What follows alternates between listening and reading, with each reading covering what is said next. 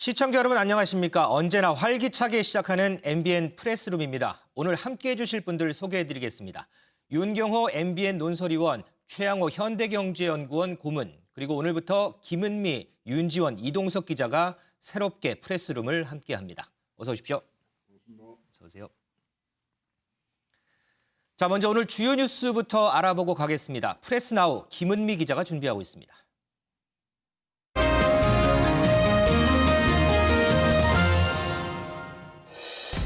네, 이 시각 주요 뉴스 알아봅니다.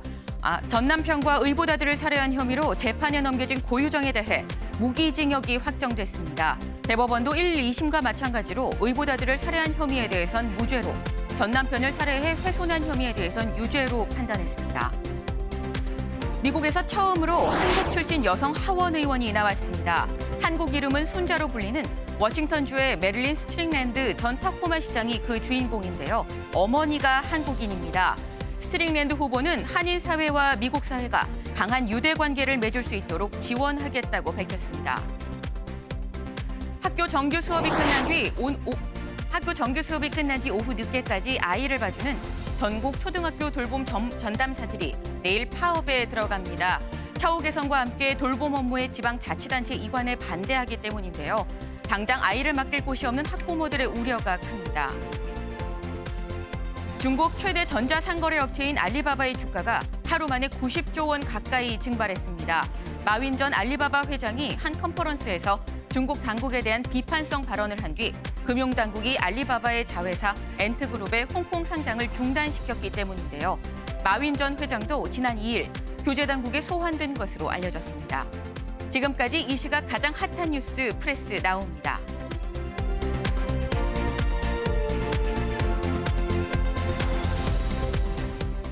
자, 오늘 첫 번째 프레스콕 미 대선 개표 상황 알아봅니다.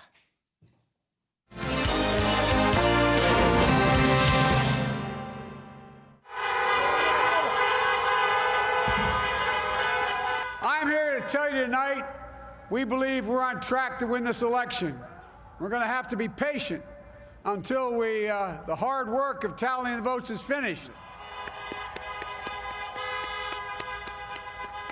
But we're feeling good. We're feeling good about where we are.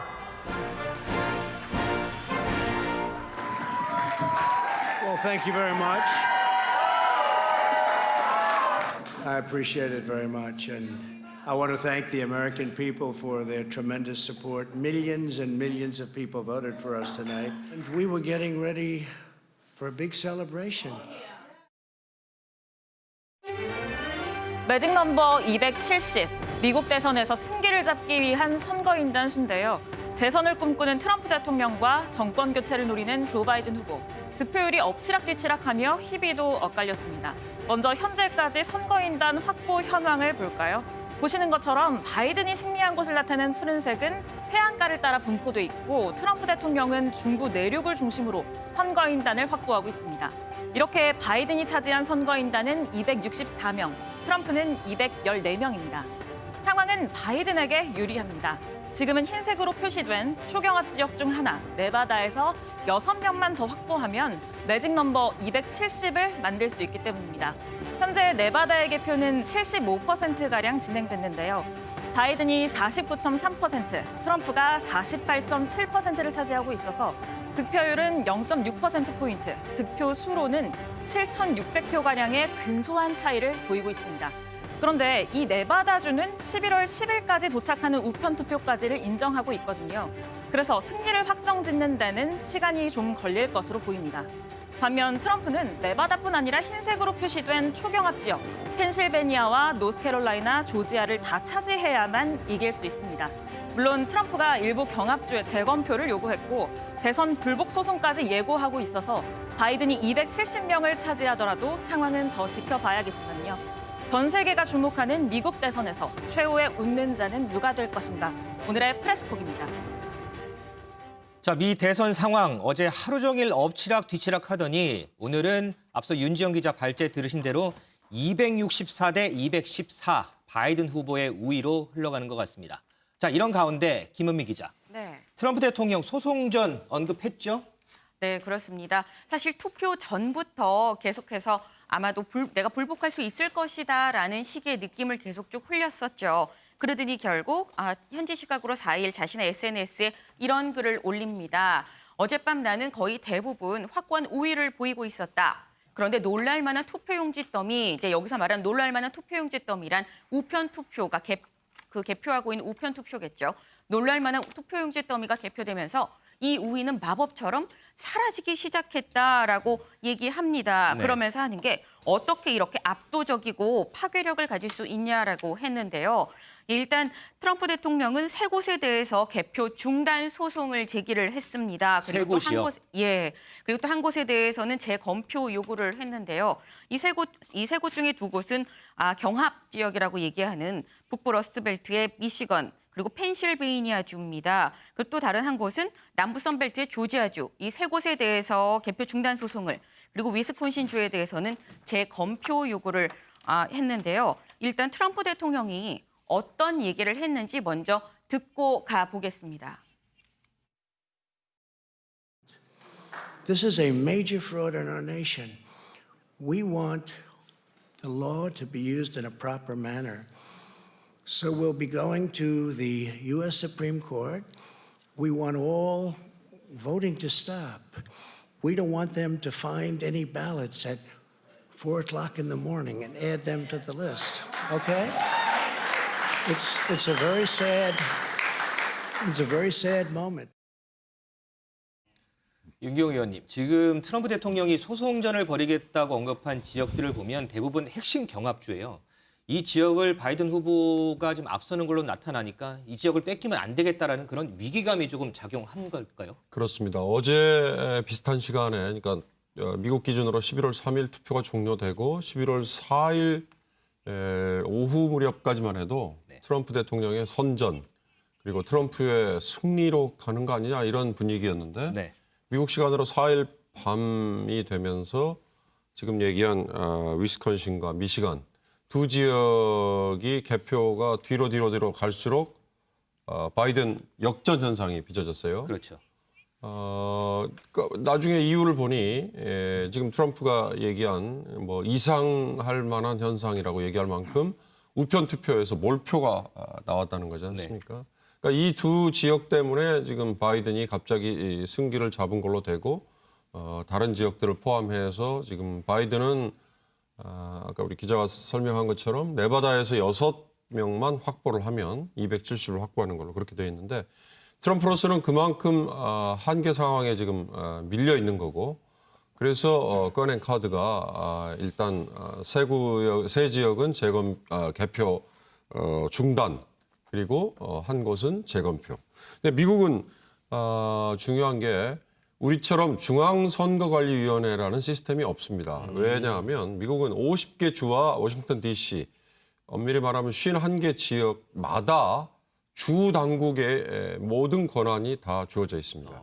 그리고 법적인 다툼이 벌어져도 주 대법원에서 모든 교통 정리를 해주고요.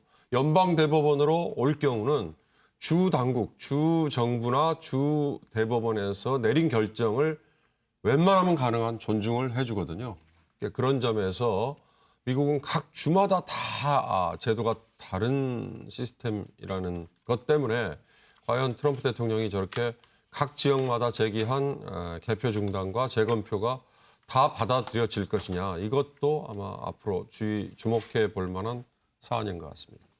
어제 트럼프 대통령이요, 이 개표가 진행되는 와중에 기자회견을 열어서 뭐 여러 이 지역에서 승리를 하고 있다, 대선 승리가 가까워오고 있다, 뭐 이런 기자회견을 했는데 그런데 그 이후에 이제 우편 투표 이 집계가 반영이 되면서 역전되는 경우가 많았습니다. 그랬더니 트럼프 대통령이 트위터를 통해서 소위 폭풍 트윗을 통한 분노를 표출했습니다. 그런데 이동석 기자, 제가 이 트럼프 대통령 트윗을 보니까 경고 딱지가 붙었더라고요.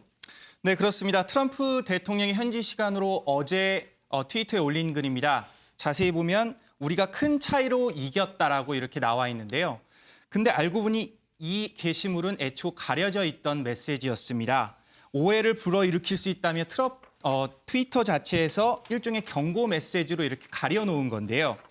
또 다른 SNS인 페이스북이죠. 페이스북 역시 해당 게시물에 대해 아직 당선 후보가 없다는 주의 표시를 붙이기도 했습니다. 최영일 고문님.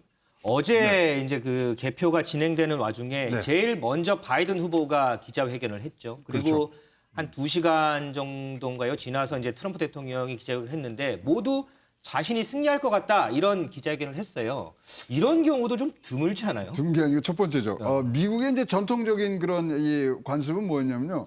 일단 이런 것들이 나오는 상황에서 컨센서스 콜이라고 지고 있는 후보가 이제 승리하는 후보에게 전화를 합니다. 그래서 이번에 승복을 하고 축하한다. 이 전화를 한 후에 바로 자기 승리를 선언하는 것이 우리가 알고 있는 미국의 전통적인 그런 순서였는데 그렇죠. 이번은 그런 걸 다 뭐 뛰어넘고 자신의 승리를 지금 선언하는 부분들이 일단은 트럼프 쪽에서는 뭐 이제 소송이라든가 이런 법적 절차를 가려고 하는 초석으로 지금 보여지고요. 바이든 쪽에서는 그런 것을 막기 위해서 사실 기습적으로 먼저 승리 선언 비슷한 것을 했는데 지금 바이든 캠프에서 지금 2시간 전에 인수위를 구성을 해서 인수위 홈페이지를 열었어요. 그런 거 보면은 아직 뭐 긴 시간이 지금 남아 있다고 생각을 합니다만은 일단 바이든 쪽에서는 자신감을 표명하고요. 2000년도 기억하시죠? 엘고와 조지 부시에서 연방 대법원까지 갔을 때 걸린 시간이 37일입니다. 그래서 우리가 1월 6일까지 상하원에서의 당선자 발표가 있기까지는 법적인 그런 절차들이 계속되리라 보고요. 지금 뭐 초유의 말씀을 하시는데 이렇게 요번에 바이든 후보가 되면은 초유의 기록이 몇 가지가 깨집니다. 아, 그래요? 네. 전직 부통령이 현직 대통령이면 첫 번째. 그다음에 오하이오라는 데가 미국에서 뭐 거기서 이겨야지만 꼭 뭐 대통령이 된다 그러거든요. 그렇죠. 예, 그것이 무너지는 두 번째. 예. 첫 번째죠. 그리고 이제 증시에서 8월 달에 S&P 500이 상승세로 끝나면 집권 여당이 항상 이겼답니다. 이건 바뀌지 않은 건데 이번 8월 달에 굉장히 좋았거든요. 근데 그것이 무너지는 그래서 이번에 초유의 이런 기록들을 바이든 후보가 몇 가지를 세우면서 될 것 같고요. 자기네들은 아직 주장 중에 있습니다만 한 가지를 더 하면 최다 득표 차로 자기네들이 이길 수 있다. 이런 얘기들이 지금 흘러나오고 있습니다. 지금 이렇게 흘러가는 상황 보면 지금 최영호 고문께서 얘기했던 뭐 여러 가지 변화들 그리고 초유의 일들이 정말 실제로 일어나는 대선이 되지 않을까 이런 싶습니다. 그런데요, 이 트럼프 대통령이 본인의 승리를 자신을 했는데 그런데 이 참모들한테 소송해봐야 무슨 소용이 있겠느냐 뭐 이런 말을 했다 그래요, 김은미 기자? 네, 맞습니다. 트위터를 좋아하는 트럼프 대통령, 이번에도 트위터에 이런 글을 남겼는데요. 우리 변호사들이 의미 있는 접근을 요구를 했지만 이게 다 무슨 소용이냐. 이미 시스템의 무결성 그리고 대통령 선거 자체에 피해가 가해졌다. 라면서 좀 논의의 포인트를 살짝 바꾸는 이런 글을 올립니다. 사실 이거는 조금 전 저희가 모두에서 연방 대법원까지 가겠다라면서 아주 결기를 보이던 것과는 사뭇 다른 모습이죠. 윤 의원님, 소송해봐야 무슨 소용이 있겠냐. 대선 패배를 좀 인정하는 발언인가요? 뭐 아직까지 그렇게 해석을 하면 너무 싱겁게 끝나는 거고요. 그런 것보다는 아까 제가 말씀드렸듯이 미국 사회 현실을 트럼프 대통령님들 왜 모르겠습니까? 각 주별로 제도가 다르고 주마다 주정부와 주 대법원이 고난을 쥐고 있다. 이것 때문에 지금 예를 들어서 펜실베니아의 경우는 아까 제가 들어오기 전에 보니까 85% 정도까지 개표가 진행됐는데 앞으로 그러니까 사흘 그러니까 11월 3일에 투표가 끝나고도 우편으로 도착하는 투표용지 사흘치를 더 인정하도록 그렇게 6일까지 도착하는 이 우편에 대해서 허용을 하겠다고 했죠. 예, 돼 있거든요. 제가 알기엔 펜실베니아는 아마 사흘일 건데요. 하여튼 어찌됐든 뭐 그렇게 추가로 오는 투표용지까지 다 나중에 재검표든 했을 경우에 이게 아까 최영호 고문께서 말씀하셨습니다만 2000년에 플로리다의 경우에 처음에 재검표를 한번 하고 그다음에 수개표를 한 번 더 하자라는 요구인데 그때 540표 정도까지 좁혀졌거든요. 근데 만약에 이번에 그 표의 격차가 만 단위 이상으로 갈 경우는 여론이 아마 가만히 있지 않을 것이다.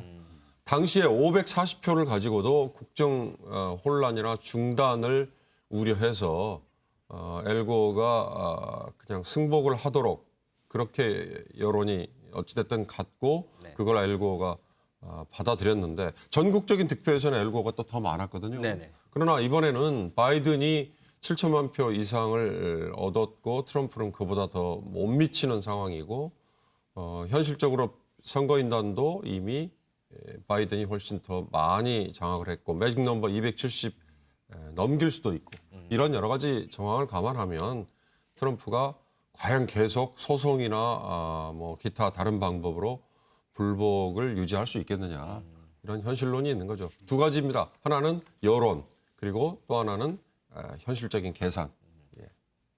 과연 트럼프 대통령이 현실적인 계산을 어떻게 할지 좀 지켜봐야 할 것 같습니다. 이 미국 대선을 보면요. 이 미국 대선은 각 주에서 승리한 후보가 그 주에 배정된 선거인단을 모두 차지하는 이른바 승자 독식 구조로 이루어졌습니다. 근데 윤지연 기자, 저도 오늘 알았는데 이게 다 그런 게 아니라면서요?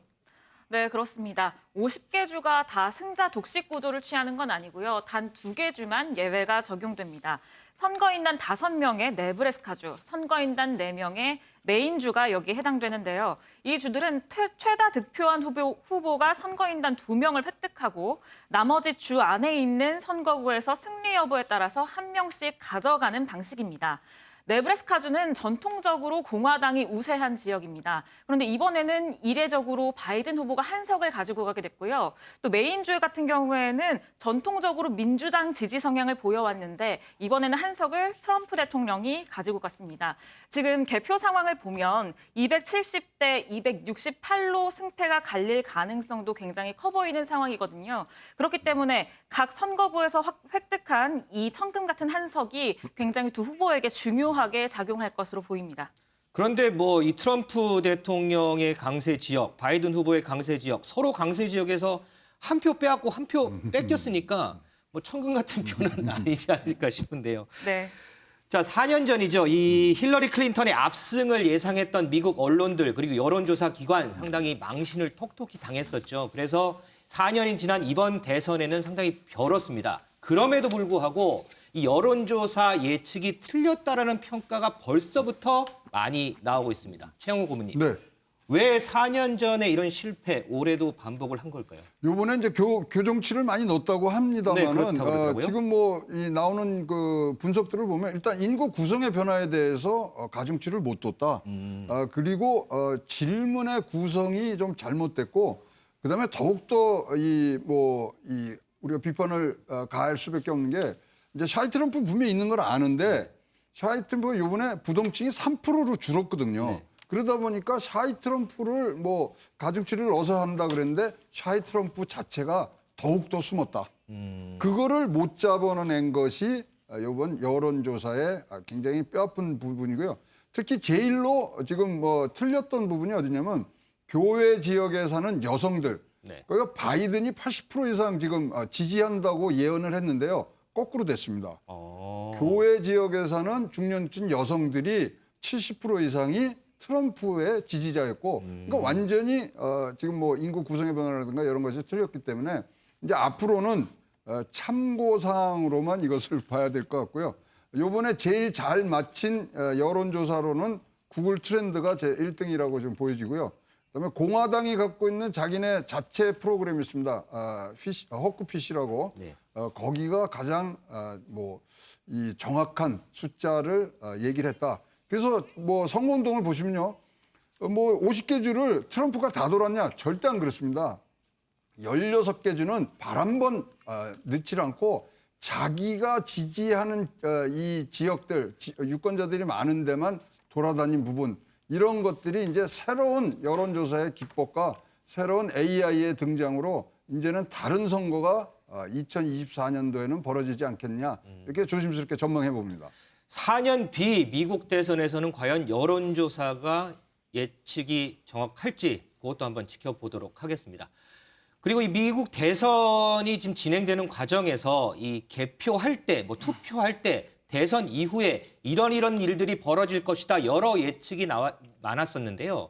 그런데 김은미 기자, 네. 이 부분도 좀 예견은 됐었어요. 트럼프 대통령 지지자들이 이 투표소, 개표소에 난입을 했다라는 얘기가 있네요.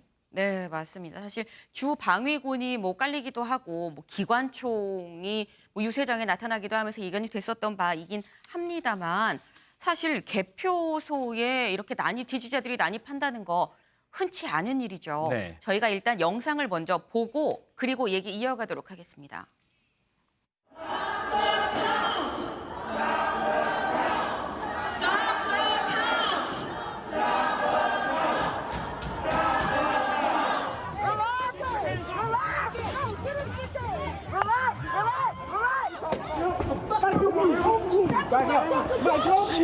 Gotta help him. I'm bleeding.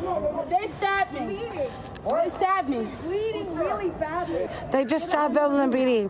Call 911. 네, 영상 보셨는데요. 일단 처음엔 이런 영상이 나오면 사람들이 개표를 멈춰라 하면서 약간 행진하듯이 오죠. 바로 그게 아까 먼저 김 앵커께서 말씀하신 그 개표소장 난입입니다.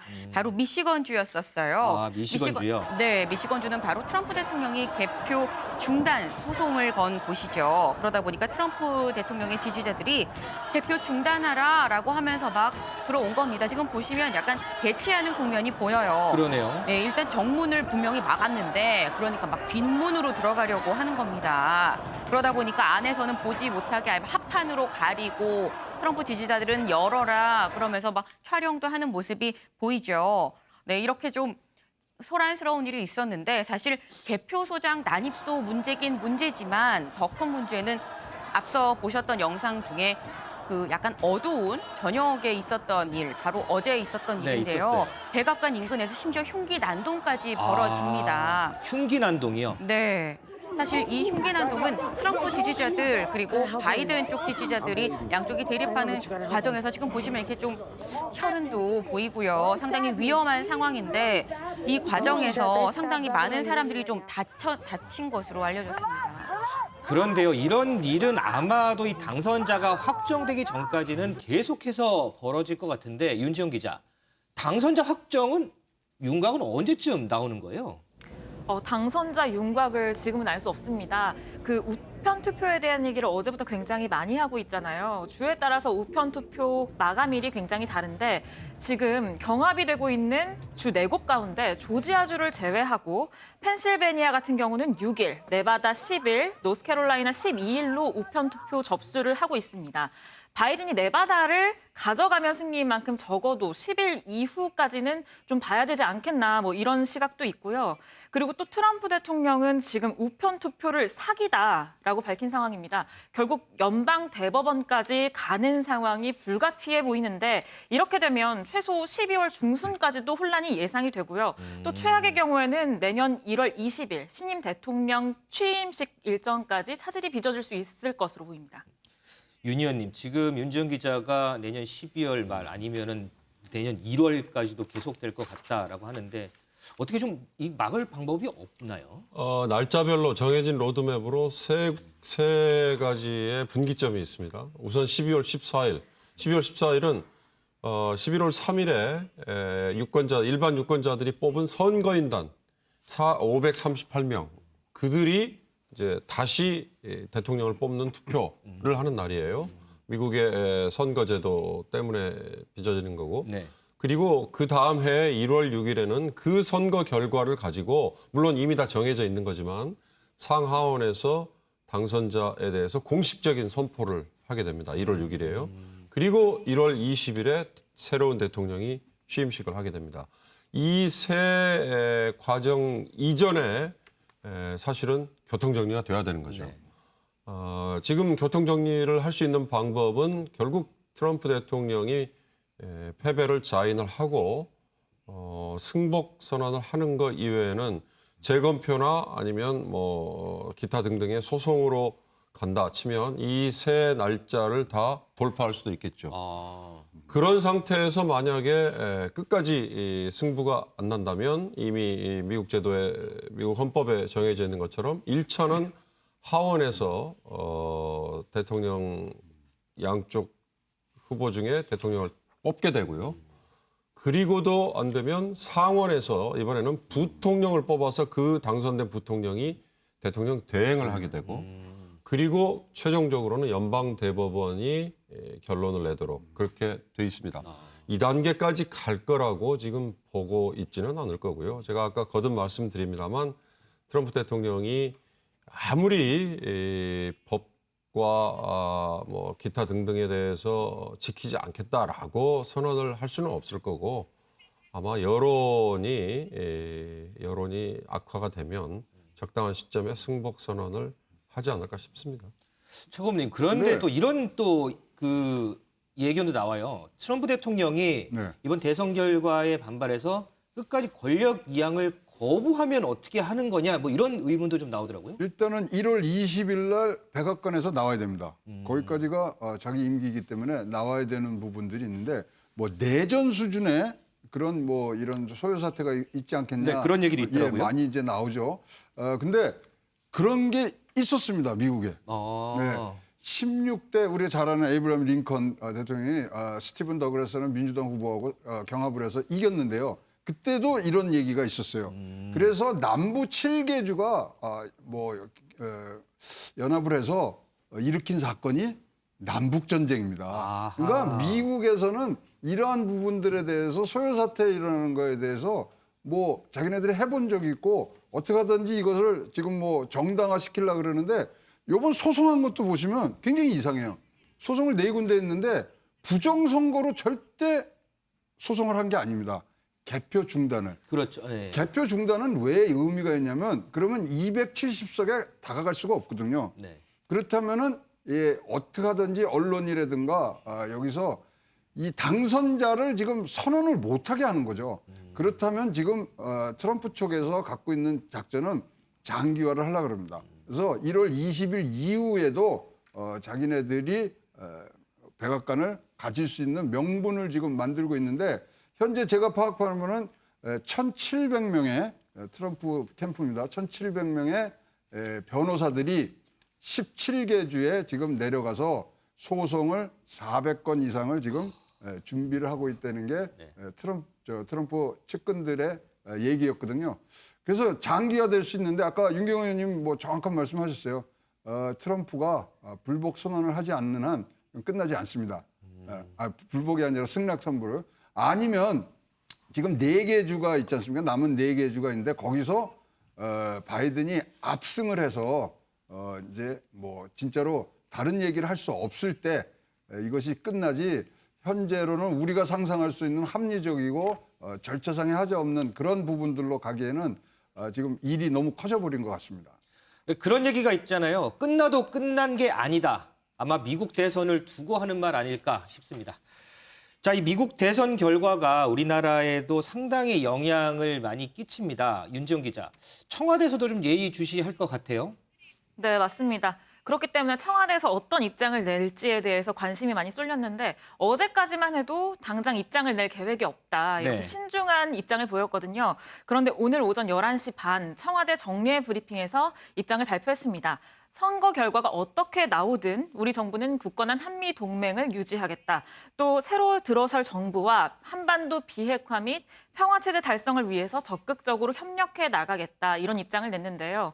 오늘 오후 3시에는 서훈 안보실장을 주제로 NSC 상임위를 열고 선거 상황에 따른 어떤 시나리오를 논의할 것으로 보이고요. 그리고 또 이후에는 참석자를 더 확대한 안보관계 장관 회의를 열고 그 이후에 논의 결과를 대통령에게 보고할 예정입니다. 알겠습니다.